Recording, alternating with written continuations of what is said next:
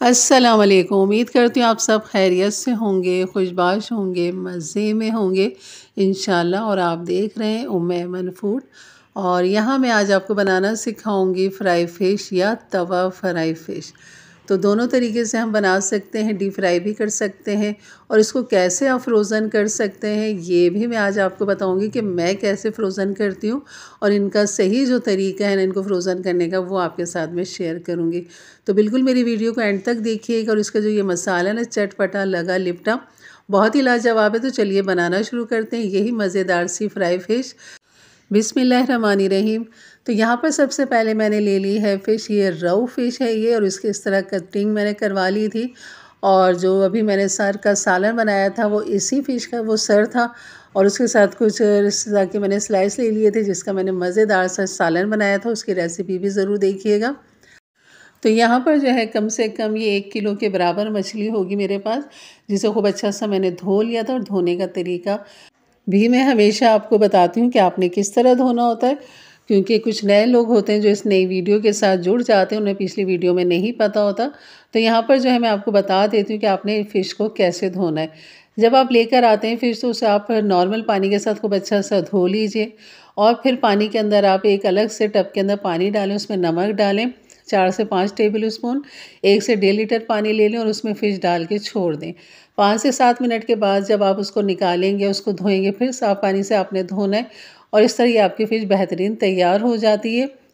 तो मछली के धोने के 2 से 3 तरीके हैं, जिसमें से एक तरीका यही है जो मैंने आपको बता दिया है। और आप छन्नी में उसे रख दीजिए फ़िश को, ताकि तमाम पानी उसका खूब अच्छे से निकल जाए। और ये मसाला जो मैं तैयार करी मैंने इसमें क्या-क्या डाल दिया है वो मैं आपको बता देती हूँ। तो यहाँ पर मैंने पिसी हुई हरी मिर्च ली है जिसके मैं क्यूब्स बनाकर रखती हूँ। तो इस तरह कुकिंग करना आसान हो जाता है कि आपके पास फ्रोज़न हरी मिर्च पड़ी हुई है। तो वो क्यूब्स मैंने निकाल लिए हैं 2 टेबल स्पून के बराबर। और ये जो मसाला मैं आपको दिखा रही हूँ, ये मसाला मैंने पिछली वीडियो में बनाया था जिसकी रेसिपी मैंने दी थी पल्ला फ्राई फ़िश, जो हैदराबाद में बहुत ही ज़्यादा मशहूर है, सिंधी स्टाइल में बनाई जाती है। तो उसका ये वो मसाला है जो उस पर छिड़क के और फिर तड़का लगाया जाता है। तो इस मसाले का मैंने इस्तेमाल आपको बताया था कि आप किसी तरह की भी फ्राई फ़िश के साथ इस मसाले को इस्तेमाल कर सकते हैं।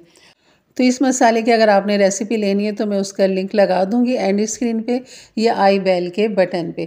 तो यहाँ पर मैंने 3 टेबल स्पून पल्ला फ्राई फ़िश का मसाला ले लिया था। और यहाँ पर कुटी हुई मिर्च डाल दी थी 1 टेबल स्पून, अदरक लहसुन डाल दिया था 1 टेबल स्पून। और कुटी हुई काली मिर्च, मोटी कुटी हुई काली मिर्च डाल दी है मैंने हाफ़ टी स्पून। गरम मसाला पिसा हुआ डाल देंगे हाफ़ टी स्पून। नमक डाल देंगे 1 टीस्पून। और हल्दी ले लेंगे यहाँ पर हाफ़ टी स्पून। और यह है भुना पिसा सफ़ेद ज़ीरा 1 टीस्पून। और यहाँ खटास के लिए मैंने ये इमली का पल्प तैयार किया हुआ है, तकरीबन देख सकते हैं इसकी थिकनेस। तो यहाँ पर अभी फ़िलहाल मैं 2 टेबल स्पून डालूँगी और इनको खूब अच्छा सा यहाँ मिक्स कर लेंगे। हरी मिर्च का जो क्यूब्स है इसको भी मैं तोड़ के डाल देती हूँ, ताकि अच्छा सा ये जल्दी से नरम हो जाए और ये पिघल जाए। तो यहाँ पे खूब अच्छा सा इन्हें मिक्स करने के बाद जो है बाकी हमने मसाले भी इसमें डालने हैं। और ये बहुत ही चटपटा मज़ेदार सा ये मसाला होता है। तो यहाँ पर तकरीबन 3 टेबल स्पून के बराबर मैंने इसके अंदर सरसों का तेल डाल दिया है। और यहाँ पर डाल देंगे बेसन, 2 टेबल स्पून के बराबर आपने बेसन डालना है। भूनने की बिल्कुल भी ज़रूरत नहीं है, डायरेक्ट आप यहाँ पर बेसन डालें और इन्हें खूब अच्छा सा मिक्स करते हैं। थोड़ा सा पानी डाल लेते हैं क्योंकि काफ़ी अच्छा ड्राई हो चुका है ये। और इसको अच्छा कलर खूब सा देने के लिए, जैसे कि बाज़ार में फ्राई फ़िश मिलती है, ऑरेंज कलर होता है उसका, तो यहाँ पर हमने डाल दिया है ऑरेंज फूड कलर तकरीबन हाफ़ टी स्पून। और इन्हें खूब अच्छा से यहाँ पर मिक्स कर लेंगे। नमक मिर्च जो है वो आपने यहीं पर चेक करनी है कि आपको अगर कम है तो मज़ीद यहाँ पर डाल सकते हैं। जैसे कि मुझे खटास और मिर्ची और नमक यहाँ तीनों चीज़ें कम लग रही थी, तो मैंने 1 टेबल स्पून और इमली का पल्प डाल दिया है। कुटी हुई मिर्च मैंने यहाँ पर डाल दी है और पिसी हुई मिर्च नहीं जाएगी इसके अंदर। बाकी कुटी हुई आप जब भी कम लगे या तो हरी मिर्च डाल दें या कुटी हुई डाल दें। अब तमाम फ़िश को जो है मैंने इसी मसाले के अंदर डाल दिया है। एक एक फ़िश उठा के लगाने से अच्छा है आप उसी बॉल के अंदर तमाम फ़िश डालें और हाथ से खूब अच्छा सा मिक्स कर लें।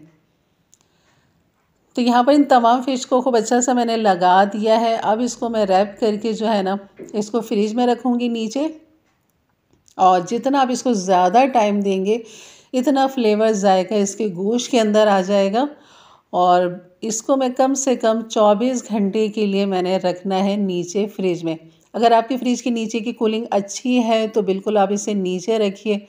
और जैसे कि ठंड का मौसम है तो ज़ाहिर है आजकल बहुत ही अच्छी कूलिंग हुई हुई है, बल्कि कम करनी पड़ जाती है।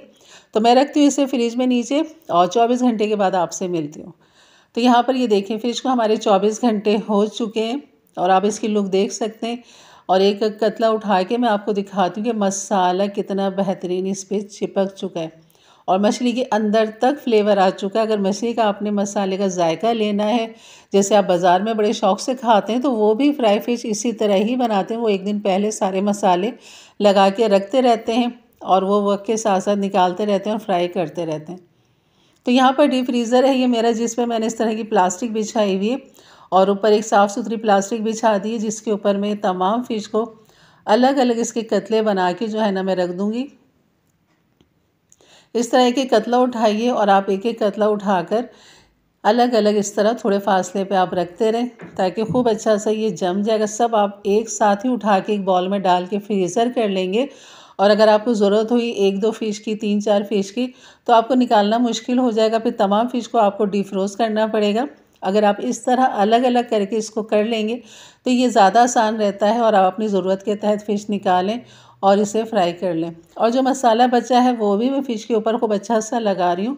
यकीन करें बहुत ही चटपटी और मज़ेदार सी ये फ़िश बनती है और इसको तरीका भी यही है फ्रीज़र करने का। तो यहाँ पर ये तमाम फ़िश हमारी बेहतरीन फ्रीज़र हो रही है। तो बस इसे मैं रखती हूँ और बाकी जो मैंने बचाई है वो आपको मैं फ्राई करके दिखाती हूँ कि आप इसको डीप फ्राई भी कर सकते हैं और इसको आप तवा फ्राई भी कर सकते हैं। तो आपको दिखाने के लिए मैंने डीप फ्राई के अंदर डाल दिया है, लेकिन फिर मैंने डीप फ्राई के अंदर से निकाल के तवे के ऊपर इसको मैंने फ्राई किया था। और साथ ही मैंने बना ली है मसूर की दाल की खिचड़ी। इसका सौंधापन बहुत ही अच्छा लगता है मसूर की दाल की। तो बिल्कुल बनाइए मेरे अंदाज से, मेरे तरीके से। इंशाल्लाह खिचड़ी की रेसिपी भी आपको दूंगी कि मैं कैसे बनाती हूँ। बनाते तो सभी हैं, लेकिन सबका अपना अपना एक अंदाज़ और तरीका होता है। तो इंशाल्लाह जल्दी आपको इसकी रेसिपी भी दे दूँगी मसूर की दाल की। और दूसरा ये कि आप अपने फैमिली फ्रेंड में ज़रूर शेयर किया करें, ताकि उनके लिए भी आसानियाँ पैदा हों और वो भी इस तरह की मज़ेदार सी रेसिपी अपने घर पे बना सकें घर के मसालों के साथ। आप माशाल्लाह फ़िश की लुक देख सकते हैं, इसका कलर देख सकते हैं, बिल्कुल बाज़ार से कम नहीं है, बल्कि साफ़ सुथरे मसालों के साथ और साफ़ सुथरे ऑयल के साथ वो अपने घर में बेहतरीन ये रेसिपी बना सकते हैं। और अगर आप मेरे चैनल पे नए आए हैं तो ज़रूर सब्सक्राइब करके जाइएगा, बेल के बटन को क्लिक कर दें, ऑल के बटन को प्रेस कर दें, ताकि मेरी वीडियो की नोटिफिकेशन हमेशा आपको सबसे पहले मिले। तो इंशाल्लाह मिलते हैं फिर एक अच्छी नई रेसिपी के साथ। तब तक के लिए इजाज़त दें, अपना बहुत सारा ख्याल रखें, दुआओं में याद रखें। अल्लाह हाफिज़।